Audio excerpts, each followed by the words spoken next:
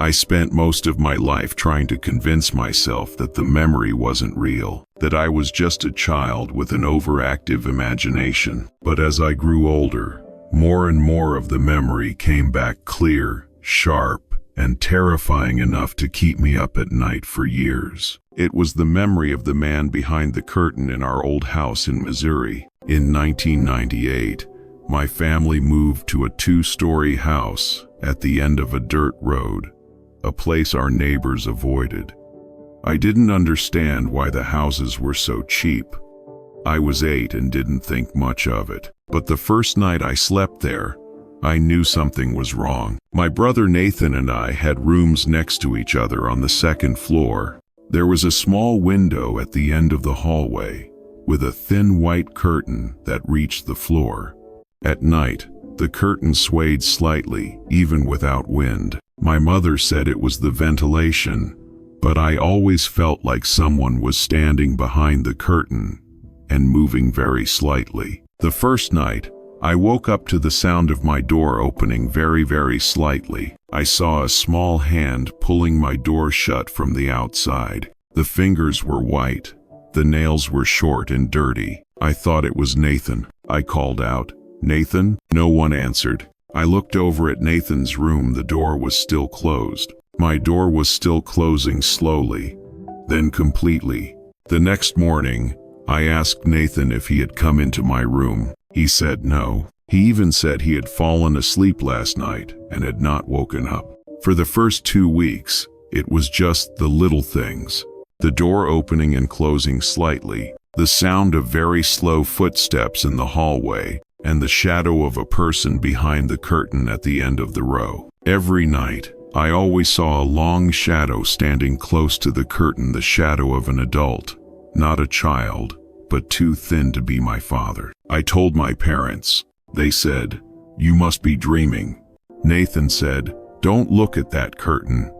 It doesn't like to be looked at." He said it as if he knew something I didn't. One night I woke up to a dry, heavy sound, like someone dragging a foot on a wooden floor. The sound came from the hallway. I crawled out of bed, opened the door a little, and I saw the curtain at the end of the hallway was bulging slightly, as if someone was standing close to it from behind. I stood still, not daring to move. The curtain bulged again, then went down, then bulged again. But what scared me most was, when the curtain bulged, I could clearly see the outline of a man's shoulders through the thin fabric. Thin, bony shoulders, a long neck, his head tilted slightly, as if he were listening to see if I was looking at him. I wanted to scream, but my throat was frozen. I closed the door and crawled under the covers. The next morning, I didn't dare leave my room until my mother called me down for breakfast. Things got worse.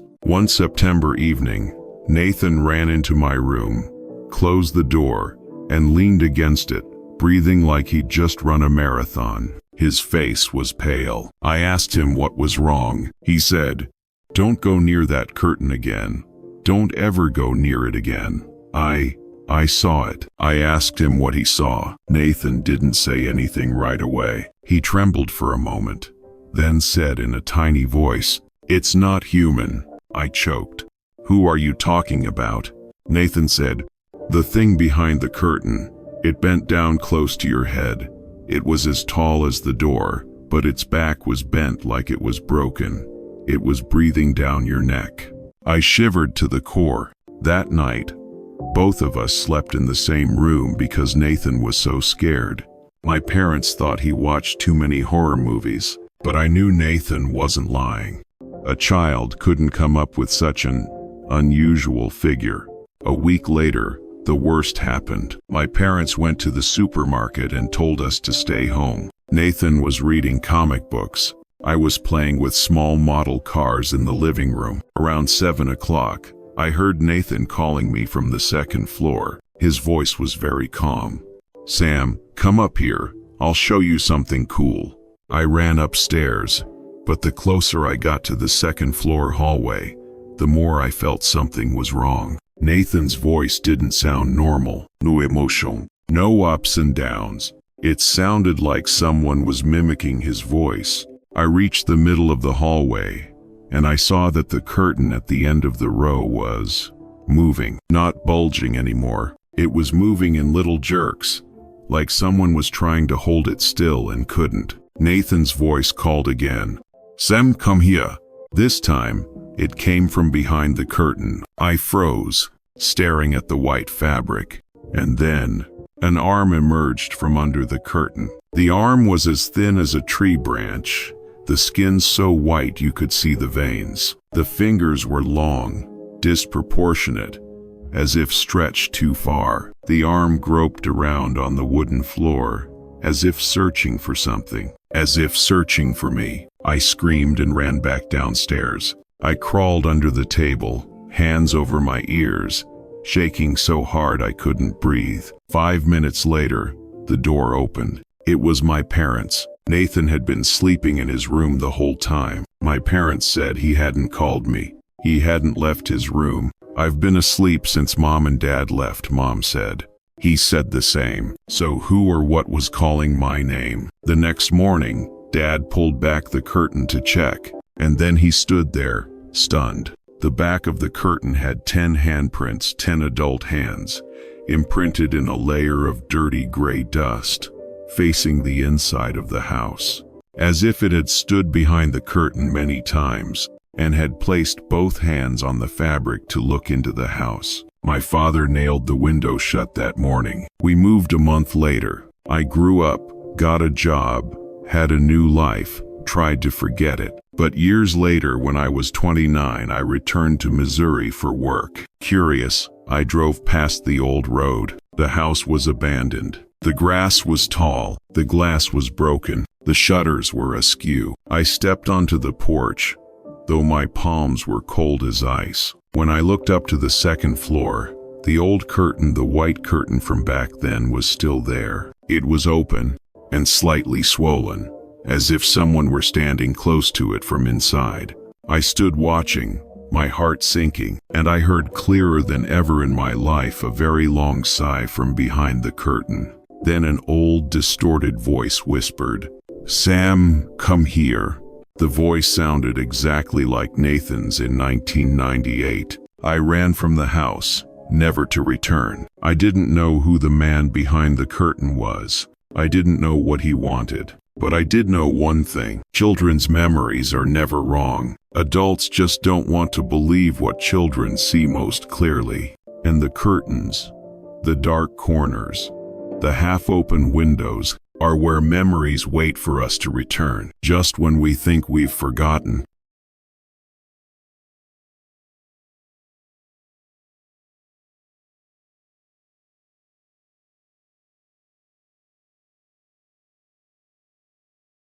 I used to think my scariest childhood story was getting lost in a shopping mall when I was 7, but no. The story that really haunts me to this day was the night I met the faceless babysitter.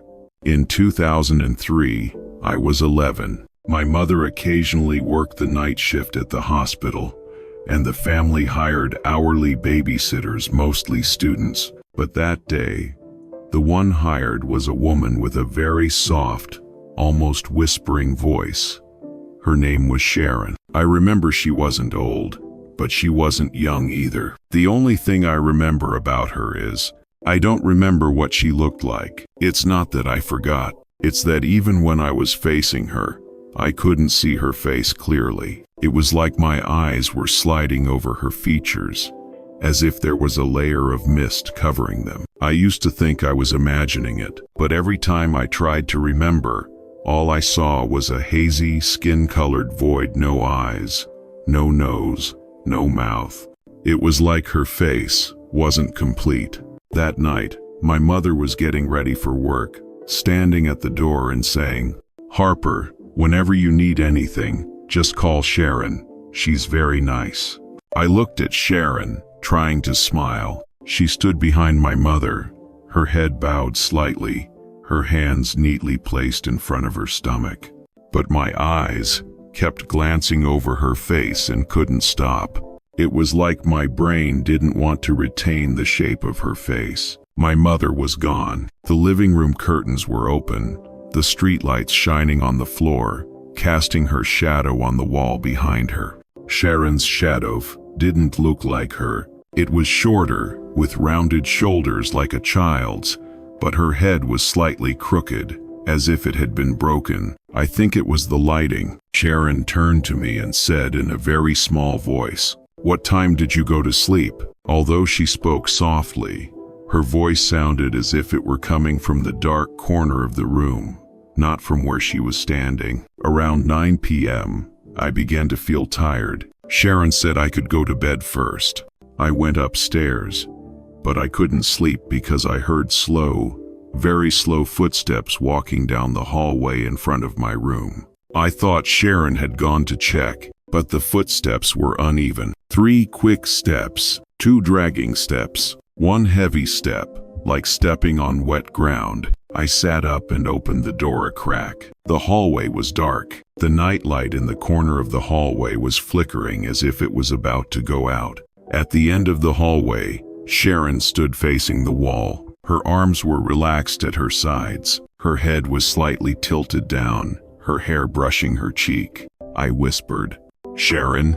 She didn't turn around, but her shadow on the wall turned. The shadow lengthened. Her head slowly turned toward me, while her real body remained still. I slammed the door shut, locked it, turned on the light, and pulled the covers over me. A few minutes later, I heard a knock on the door, very light, like someone tapping with a fingertip. I didn't answer. The knocking turned into a scratching sound, like someone's hand scraping nails on wood. Not fast, not hard, just persistent. Then I heard Sharon's voice, right next to the crack in the door. "Harper, open the door, it's okay." There was something about the voice that terrified me, not the words, but the fact that it sounded like a voice without a mouth, a hoarse, dry sound, as if it were muffled by flesh. I cried. I still remember that feeling. The feeling of someone standing outside my door, invisible but clearly not human in the sense I understood. About half an hour later, all the sounds stopped. No tapping, no nail polish, no dragging my feet, no whispering, just the steady ticking of the clock. Tick, tick, tick, tick. And then, I heard a chair being pulled down into the kitchen. I opened the door very gently and looked down the stairs. Sharon was standing on the chair, facing the kitchen cabinets, as if looking into them, but the cabinets were wood, no mirror.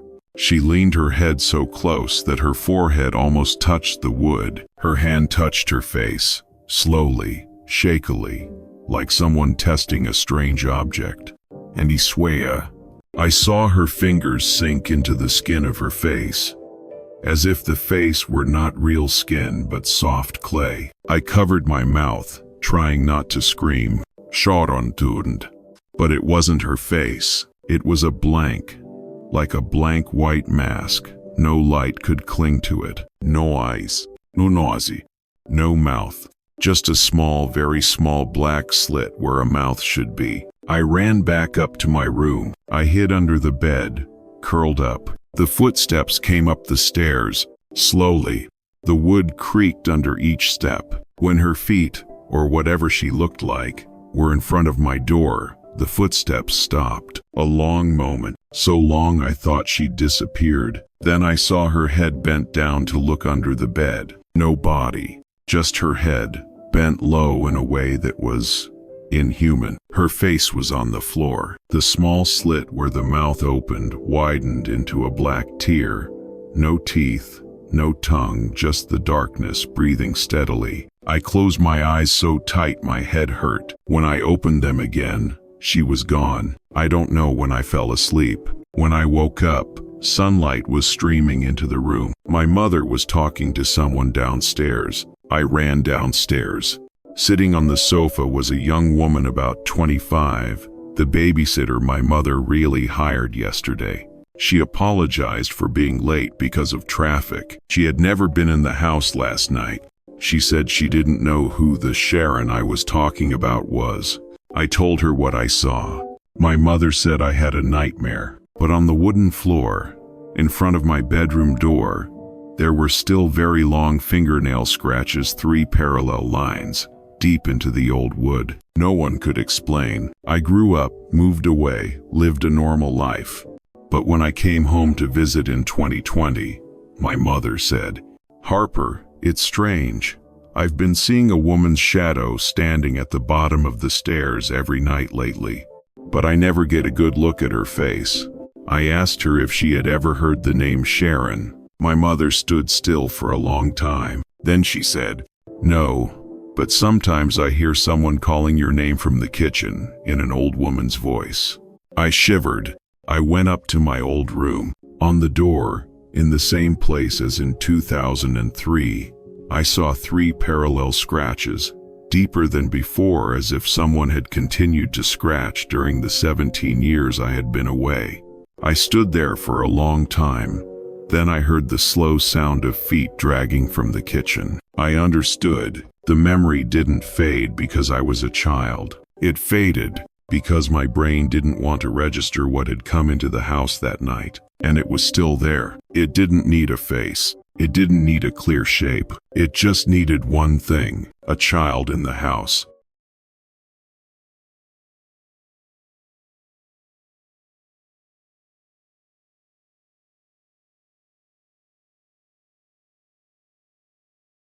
I don't remember much about my early years. Some people remember kindergarten clearly. Their friends, their favorite toys. As for me, I only remember the dirty brown color of the wooden floor, the smell of old chalkboards, the sound of plastic chairs scraping on the floor, and the pictures. The pictures that the children in room 7 drew. Pictures that adults thought were just children's pranks, but they weren't. Not a joke, not imagination. Those were memories, and those memories weren't just for children. My kindergarten was very small, with only 2 classes. Room 6 on the left side of the hallway, room 7 on the right. Room 6 was always bright, spacious, and cheerful. Room 7 was the opposite.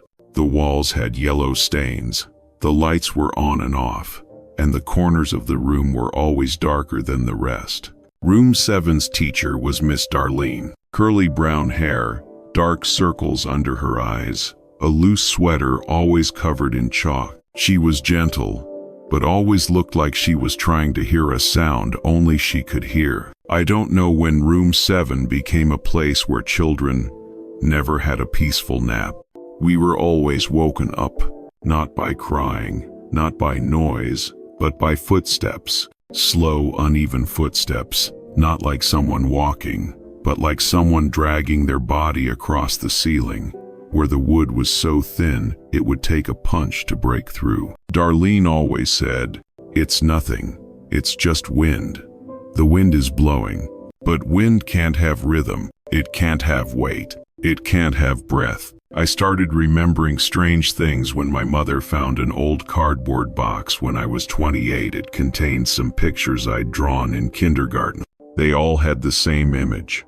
A very tall man, so thin that his wrists were thinner than his ankles. Long arms, touching the ground. No eyes, no nose. Only a mouth that reached his ears. My mother asked, "What are you drawing?" I only remember answering, "I drew him walking at noon." She smiled. "Who is he? Dad?" I shook my head. "No, not someone in our family." She ignored it, like any other adult. But when I looked at those drawings after nearly 30 years, my heart ached, not because of fear, but because I realized the strokes were not those of a 5-year-old. The outlines were so smooth. The shadows were painted with such hauntingly even pressure. The proportions were so precise it was chilling. I used to ask myself, at that time, was it really me drawing? My memory came back little by little, not as smoothly as people think. It didn't come back with clear images. It came back with sounds. The sound of plastic chairs, the sound of small feet running, the sound of colored pencils on paper. And in the middle of it all, there was another sound, a scratching sound, a light, very light scratching sound, coming from the ceiling, extending from one corner to another. It was like something was crawling around the classroom during nap time. That day, while the other kids were sleeping, I lay staring up at the ceiling.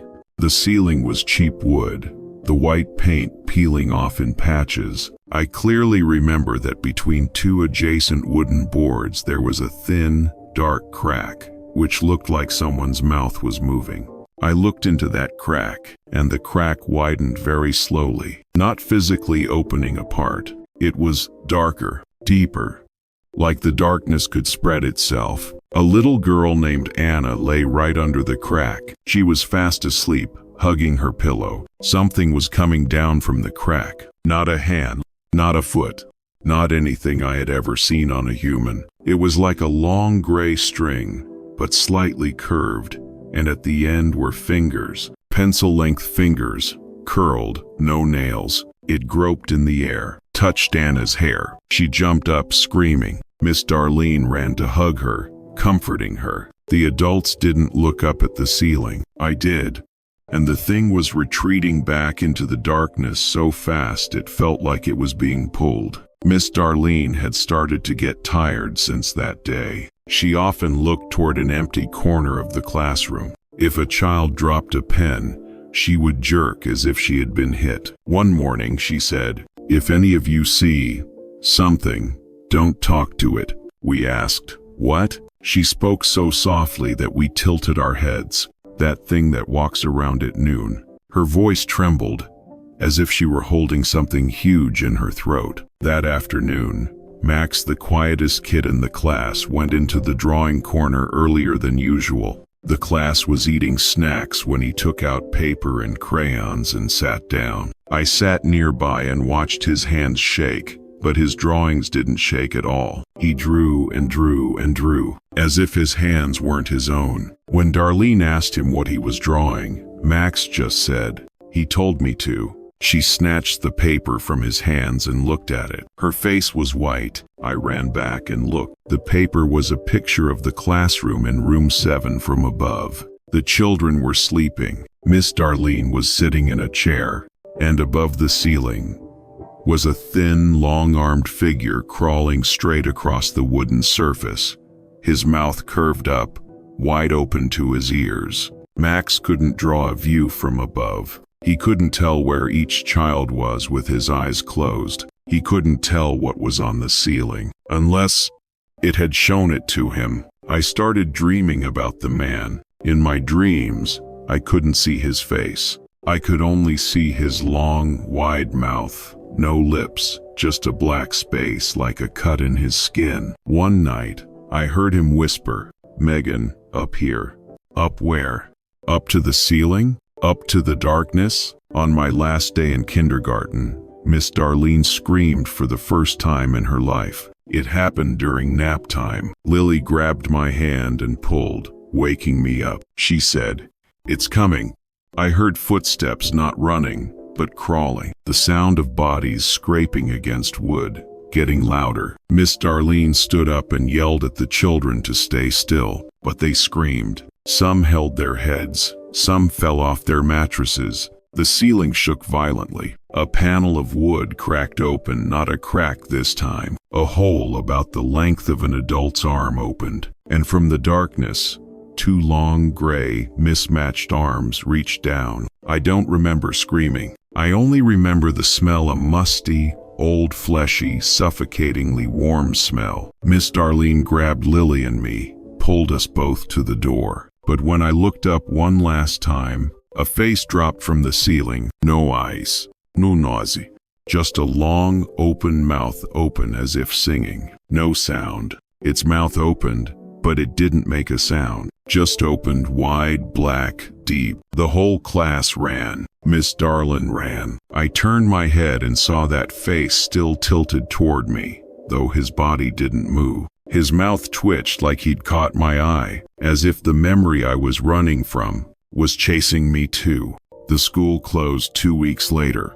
No mention, no newspaper article, no police, no investigation. When I grew up, I tried to find information about that kindergarten online. No records, no pictures, as if the building had never existed.